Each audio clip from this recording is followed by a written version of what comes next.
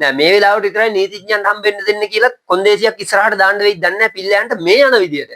ඒකට කල්මරන රනිල් වික්‍රමසිංහ පිල්ලයන් ගැන දුක හිතිලා පිල්ලයන්ට ඇයි නීති උපදෙස් දෙන්න රනිල් වික්‍රමසිංහට කණ්ඩ බොන්න නැතුව දැන් උසාවි ගිහිල්ලා නඩු කතා කරන්න හදනවද? කුමක් හෝ දෙයක් තියෙනවා නම් ඒවා විනාශ කරන්න ඒවට කූට සැලසුමක් ගන්න එකද මේ රනිල් වික්‍රමසිංහගේ වැඩේ. නීතිඥයා විදියට මමයි පිල්ලයන්ගේ නීතිඥයා කියලා පිල්ලයන්ත් ඇතුළේ ඉඳන් කිව්වොත් ඔව් මගේ නීතිඥයා රනිල් කියලා. එතකොට හම්බ වෙන්න දෙන්න සිද්ධ වෙනවා. තලලා කරලා උපමට්ටම් කරලා බැලුවහම පිල්ලයන් පිටිපස්සේ ඉන්න මහා මොලකාර. අයිබෝන් ආදරෙන් පිළිගන්න අයන් සම්පත් YouTube channel එකට. සිවනය සතුරේ චන්ද්‍රකාන්ත රනිල් වික්‍රමසිංහ උදය ප්‍රභාත් ගම්මන්පිල පිල්ලයන් ඔව් මොකද්ද නේ සිවනය සතුරේ චන්ද්‍රකාන්ත නෙවත් පිල්ලයන් මේ වෙනකොට ඉන්නේ පොලිස් භාරයේ රැඳවුම් නියෝග මත දින 90ක රැඳවුම් නියෝග මත ප්‍රශ්න කරමින් ඉන්නේ CID එකේ. එතකොට මේක ඇතුලේ දැන් දැඩි කතා බහකට ලක් වෙච්ච කාරණාව තමයි මේ රනිල් වික්‍රමසිංහ මේකට සම්බන්ධ වෙන්න හදන විදිය. මොකද රනිල් වික්‍රමසිංහ ඔහුගේ පෞද්ගලික ආරක්ෂක නිලධාරියා හරහා CID එකේ ඉන්කවරි ඔෆිසර්ට කෝල් එකක් දීලා කියනවා මට පිල්ලයන්ට කතා කරන්න ඕනේ කියලා. ඔහු නිර්භීත නිලධාරියෙක් නිසා ඔහු ඒක ප්‍රතික්ෂේප කරලා ඔහු ඒ යන්ත්‍රය දාලා ඒ කටයුතු දැන් ඔයාලා දන්නවා. මේක ඇතුලේ මොකක්ද මේ තියෙන්නේ? මොකද රනිල්ට මොකටද පිල්ලයන්ට කතා කරන්න ඕනේ? මේ රනිලුයි පිල්ලයන් අතර තියෙන ගනුදෙනුව මොකක්ද? රනිල් මොනවද කරලා තියෙන්නේ? පිල්ලයන් මොනවද කරලා තියෙන්නේ? ගම්මන්පිල මොකද්ද මේ කරන්නේ? ගම්මන්පිලලා කොහොමද ජාතිවාදය උස්සපු ජාතිය නෙදායිනා? වඳ සැත්කම් පෙන්නලා වෛද්‍ය ශාපිව ඒකට පටලවලා ඒ හරහා ජාතිවාදයක් ගොඩනගලා අන්තිමට 2019 ගෝඨාභය ගේන්න වැඩ කටයුතු කරලා දැන් අද වෙනකොට ගම්මන්පිල කොහෙද ඉන්නේ? අද ගම්මන්පිල රොටි කණ්ඩායමක් එක්ක අහුවෙලා රොටි පුච්චනවා. නයි පෙන්නපු මිනිස්සු දැන් රොටියක් වඩ රොටි පුච්චමින් ඉන්නවා. මොකද ඒ ඇස්සේ තමයි ගම්මන්පිලත් මේකට ජැක් එක ගහලා තියෙන්නේ. ගම්මන්පිල පිල්ලයන්ගේ తాවකාලික නීතිඥයා විදිහට ඔහු හම්බ වෙන්න යනවා. දැන් ඒක හරි කියමුකෝ. ඩියෝ ගහලා රැඳවුම් නියෝගයට ඉන්න මේ ප්‍රශ්න කරන පුද්ගලයෙකුට නීතිඥ සහාය ලබා ගන්න පුළුවන්. ඒක විවස්ථාවෙන් ඔහුට තියෙන අයිතිය. හැබැයි මේක ඇතුලේ මේ ගම්මන්පිල මෑත ඉතිහාසයේ මොකද්ද කතා කරපු නඩුව? ඔහු ක්‍රියාකාරීව නීතිඥ වෘත්තියේ නඩු කතා කරමින් හිටියද? අපි දන්න විදියට නෑ. හැබැයි ඔහු පිල්ලයන්ගේ తాවකාලික නීතිඥ විදියට ඔහුට හමු වෙන්න අවස්ථාවක් කියලා තියෙනවා. ඒක නීතිඥ විදියට ඔහුට හමු වෙන්න අවස්ථාවක් තියෙනවා. මේකත් එක්ක තමයි රනිල් වික්‍රමසිංහ කෝල් දීලා මේ පිල්ලයන්ට කතා කරන්න ඕනේ කියන්නේ. පිල්ලයන්ට රනිල් වික්‍රමසිංහ කෝල් කරලා කතා කරන්න ඕනේ කියන ගම්මන්පිල කියනවා මම පිල්ලයන්ගේ తాවකාලික නීතිඥයා කියලා. ගම්මන්පිල රනිල් වික්‍රමසිංහලා කොහෙද දැන් ඉන්නේ? ඒක තමයි මේ උදේම අපිට කතා කරන්න තියෙන්නේ. විශේෂයෙන්ම ගම්මන්පිල මේ කියන කතාව. ඔහු తాවකාලික නීතිඥයා. ඒ කෑල්ල ඇතුලේ ඔය తాවකාලික නීතිඥයා කියන එක ඇතුලේ තියෙනවා මොහුට වෙන නීතිඥයෙක් ඉන්නවා කියලා. එතකොට කවුද මේ නීතිඥයා?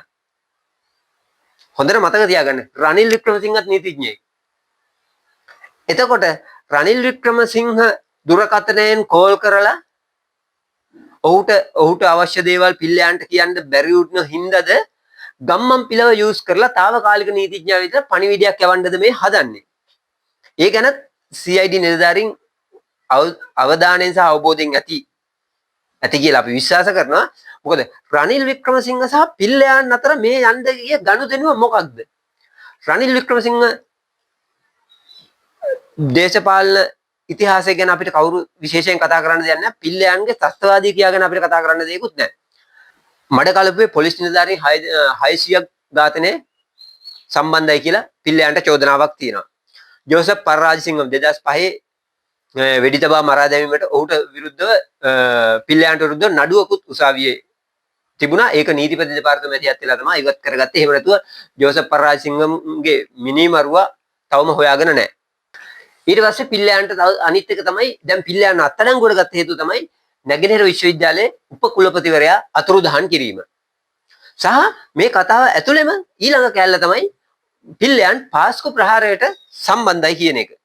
දැන් මේ ටික අපි දැන් උඩ පේන්න තියෙන චෝදනා ටික පිල්ලයන්ට එරෙහිව.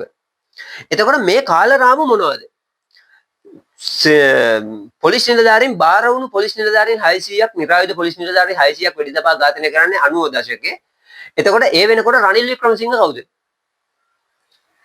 රනිල් වික්‍රමසිංහ මේ රටේ විද්‍යා හා තාක්ෂණ අමාත්‍යවරයා. ඔය බටලන්ද කේස් එකත් එක්ක ඔය තියෙන එකම කාල රාමුව 88 89 90 ඒ කාලේ. එතකොට ඔහු කැබිනට් එකේ ඉන්න අමාත්‍යවරයෙක්. එතකොට මේ රටේ සේනාධිනායක තමයි පොලිස් නිලධාරීන්ට බාර වෙන්න කියලා නියෝගය නිකුත් කරන්නේ. එතකොට ඒක කැබිනට් එක දන්නවද නැද්ද කියන ප්‍රශ්නේ තියෙනවා. ඊළඟට ජෝසප් පරාජසිංහම් ඝාතනය වෙන වෙලාවේ රනිල් වික්‍රමසිංහ විපක්ෂයේ ඉන්නේ විපක්ෂ නායක විදියට. නමුත් ඊට පස්සේ මේ නැගෙනහිර විශ්වවිද්‍යාලයේ උපකුලපතිවරයා ඝාතනය වෙනකොට මොකක්ද වෙන්නේ? රනිල් වික්‍රමසිංහ කවුද? මේ රටේ අගමැති. 2015 යහපාලන ආණ්ඩුවේ රනිල් වික්‍රමසිංහ අගමැති. ඊට පස්සේ පාස්කු ප්‍රහාරය එනවා. පාස්කු ප්‍රහාරය වෙනකොට රනිල් වික්‍රමසිංහ මේ රටේ අගමැති. එතකොට දැන් පිල්ලයන්ගෙන් ප්‍රශ්න කිරීම හරහා මේකේ කතිකාවත එක එක තැන්වලට යන්නේ. මොකද රනිල් වික්‍රමසිංහ මේ හැම සිදුවීමක් සිදු වෙනකොටම ලංකා රජයේ වගකිව යුතු පුරවැසියෙක්, ප්‍රධාන පෙළේ පුරවැසියෙක්. එතකොට මේවෙන් රනිල් වික්‍රමසිංහට තියෙන වගකීම් වලින් ඇඟ බේර ගන්නද මේ පිල්ලයන්ට කතා කරන්න හදන්නේ. මොකද රනිල් වික්‍රමසිංහ කියන්නේ කොහොමත් කට්ට කයිරා ටික වෙට්ට පිත්තල කියලා හැමෝම දන්නවනේ. එතකොට තමන්ගේ ඇඟ බේර ගන්න. මොකද පාස්කු එකේදීත් කිව්වේ මම මේ සිකියුරිටි කවුන්සිල් එකට මට එන්න කිව්වේ නෑ. මම දන්නේ නෑ. මම දැක්කේ නෑ. මම මේ මාස ගාණක් සිකියුරිටි කවුන්සිල් එකට ගියේ නෑ. එහෙම කියලා රනිල් වික්‍රමසිංහ ඇඟ බේර ගනිමින් ඉන්නවා අතපිය දාගෙන.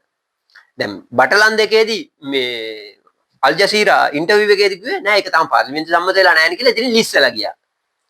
එතකොට රනිල් වික්‍රමසිංහ දැන් මොකක්ද මේ පිල්ලයන් එක්ක කරන්න හදන්නේ? දැන් අපිට හිතෙන්නේ රනිල් වික්‍රමසිංහ කෝල් එක දුන්නා දැන් ආන්සර් කරේ නෑ. වැඩේ අවුල් වුණා. ඒ ඇස්සේ ගම්මන්පිල මේකට එබුවා. ගම්මන්පිල කියන්නේ ඉතින් ගෙම්බන්පිල කියලානේ කියන්නේ. එහෙට මෙහෙට පැන පැන ඉන්න එකනේ කරන්නේ. ඒ හරහා මේකේ තියෙන රහස් තොරතුරු කුමක් හෝ දෙයක් තියෙනවා නම් ඒවා විනාශ කරන්න ඒවට කූට සැලසුමක් ගන්න එකද මේ රනිල් වික්‍රමසිංහගේ වැඩේ. මොකද CID මේ චාමර සම්පත්ගේ සිදුවීමේදී රනිල් වික්‍රමසිංහ කියනවා මමයි ඒක චක්‍රලේක ගැහුවේ මෙමය කියලා. දැන් ඒකටත් අල්ලස් කොමිසමෙන් එන්නේ ගියාම ඒකටත් කල්මර මර ඉන්නවා. ඒකට කල්මරන රනිල් වික්‍රමසිංහ පිල්ලයන් ගැන දුක හිතිලා. පිල්ලයන්ට ඇයි නීති උපදෙස් දෙන්න රනිල් වික්‍රමසිංහ කණ්ඩ බොන්න නැතුව දැන් උසාවි ගිහිල්ලා නඩු කතා කරන්න හදනවාද? ජනාධිපතිගේ මේ පහසුකම් ටික ඔක්කොම තියෙනවානේ. එතකොට ඒක එහෙම තියෙද්දි ගම්මන්පිලලා කොහොමත් ඉතින් ගම්මන්පිල ගැන කතා කරලා වැඩක් නැහැනේ. ඡන්ද වෙලාවේ සතියකට සැරයක් ඉන්ටව් තියදී අර කෙලි කරනවා මේ කෙලි කරනවා කිව්වා. අන්තිමට වැලේ වැල් නැතුව කුල්ල කුජීත වෙලා හක්ක චොප්ප වෙලා චප්ප චොරස් වෙලා ගිහිල්ලා නේ තියෙන්නේ. දැන් මේක ඇස්සේ තව කවුරුවත් කතා නොකරන කැලලක් මම ඔයාලට මතක් කරලා දෙන්නද? මේ මව්බිමේ පංචායුධයකෝ විමල් වීරවංශ මේ වගේ වෙලාවට වෙනදා නම් අම්මෝ කලිසම කරේ තියාගෙන එන්නේ. දැන් විමල් වීරවංශ ආගියතක් නැහැ. දැන් පිල්ලයන්ලා අරස්ට් වෙලා ඩීයෝ ගහලා තියෙනවා. එතකොට රනිල් වික්‍රමසිංහලා මෙච්චර මේ යටි උගුල් පාරක් ගේමක් දාන්න හදනවා. රට බේර ගන්න ආපු මිනිස්සු කෝ විමල් වීරවංශලා. අවස්ථාවාදී දේශපාලනේ උච්චතම තැන ලංකාව මේ පුරවැසියන් විදිහට අපි දැන් ඉන්නේ. මොකද රජය පත් වෙලා තියෙනවා නව රජයක් මේ තාක් ආණ්ඩුවක් ගත්තේ නැති රජයක් ඉන්නේ. ඔවුන් කිසියම් දෙයක් කිරීමට උත්සාහ කරමින් ඉන්නවා. ඔවුන් ඒකට එක එක අඩි තියමින් යනවා. ඒක ජනතාවක් විදිහට අපිට පේන්න තියෙනවා. ඒකට කකුලෙන් අදින්න කොහොමත් කොටසක් ඉන්නවා. ඒ ඇවිල්ලා මේ දූෂිත වලල්ලේ ඉන්න ඒ හෙන්චයියෝ ටික. ඒකේ හෙන්චයියෝ වුණාට ඔවුන් අතේ තියෙන බලය සෑහෙන්න ප්‍රබලයි. මොකද රනිල් වික්‍රමසිංහ කියන්නේ මේකේ ඇවිල්ලා විවස්ථාවේ ඉඳන් නීතියේ ඉඳන් සියලු දේවල් දැනගෙන නූල් සූත්‍ර අදින හොඳම සූත්‍ර පුංචා. එතකොට ඒ සූත්‍ර පුංචා කොයිතරම් දුරට පිල්ලයන්ව හැන්ඩල් කරන්න හදනවද? CID නිලධාරීන්ට දැන් තියෙන්නේ. දැන් මේක මෙහෙම ගියොත් වෙන්නේ මොකද? දැන් අද ගම්මන්පිල හෙට කිව්වොත් දැන් ගම්මන්පිල කියනවනේ ඔව් తాවකාලික නීතිඥයා කියලා. මොකද ආණ්ඩු ක්‍රම ව්‍යවස්ථාවේ කොහෙවත් නැහැ මේ ප්‍රශ්න කරන පුද්ගලයෙකුට චෝදනාවක් ලැබු පුද්ගලයෙකුට නීතිඥයෝ මෙච්චරයි භාවිතා කරන්න පුළුවන් කියලා. දැන් මේ කියන විදිහට දවසට එක ගානේ නීතිඥයෝ කිව්වොත් මම පිල්ලයන්ගේ නීතිඥයා මට යව හම්බෙන්න ඕනේ. හෙට තව එක්කෙනෙක් කියන අනිද්ද තව එක්කෙනෙක්. එතකොට මේ දිනානුව ගහුවට පිල්ලයන්ගෙන් ඇත්තටම මේ CID එකට ප්‍රශ්න කරන්න වෙලාවක් නැහැ. නීතිඥයන් හම්බ වෙන්න දිදී ඉන්න තමයි වෙන්නේ. එතකොට දැන් CID එකටත් සිද්ධ වෙනවා කිසියම් නිර්ණායක කොන්දේසි ටිකක් දාන්න දැන් මෙයා මේ නීතිඥයා මෙදා එනවා මේ නීතිඥයා මෙදා එනවා කියන්නේ නැතුව නෑ මේ වෙලාවට විතරයි නීතිඥයන් හම්බෙන්න දෙන්න කියලා කොන්දේසියක් ඉස්සරහට දාන්න වෙයිද දන්නේ නැහැ පිල්ලයන්ට මේ යන විදියට. මොකද උදේගම්මන් පිළ හම්බ වෙලා රනිල් වික්‍රමසිංහගේ හරි කාගේ හරි එයාගේ එහෙම නැතුව හරි මොනවා හරි ටිකක් කියලා ආවට පස්සේ දැන් මොකද උදේගම්මන් පිළ කියලා තියෙනවා ඔව් తాවකාලික නීතිඥයා කියලා. ඊට පස්සේ රනිල් වික්‍රමසිංහවත් නෑ මමයි මේ පිල්ලයන්ගේ නීතිඥයා මටත් හම්බෙන්න ඕනේ කියලා. එතකොට මොකද වෙන්නේ? එතකොට දැන් රනිල් වික්‍රමසිංහට ෆෝන් එක කතා කරන්න නොදී හිටියට නීතිඥයා විදිහට මමයි පිල්ලයන්ගේ නීතිඥයා කියලා පිල්ලයන්ත් ඇතුළේ ඉඳන් කිව්වොත් ඔව් මගේ නීතිඥයා රනිල් කියලා. එතකොට හම්බ වෙන්න දෙන්න සිද්ධ වෙනවා. මොකද ඒකට පාර උදේ ප්‍රභාත් ගම්මන්පිල හරි ගස්සලා තියෙන්නේ ඔහු తాවකාලික නීතිඥයා කියලා ඉස්සරහට තාවකාලික කැල්ල දාලා. ඔහු කිව්වනම් මමයි පිල්ලයන්ගේ නීතිඥයා කියලා එතකොට ප්‍රශ්නයක් වෙන්නේ නැහැ.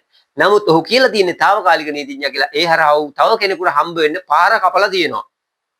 එතකොට මේ ගැනත් බොහොම අවධානයෙන් ඉන්න වෙනවා CID නිලධාරීන්ට.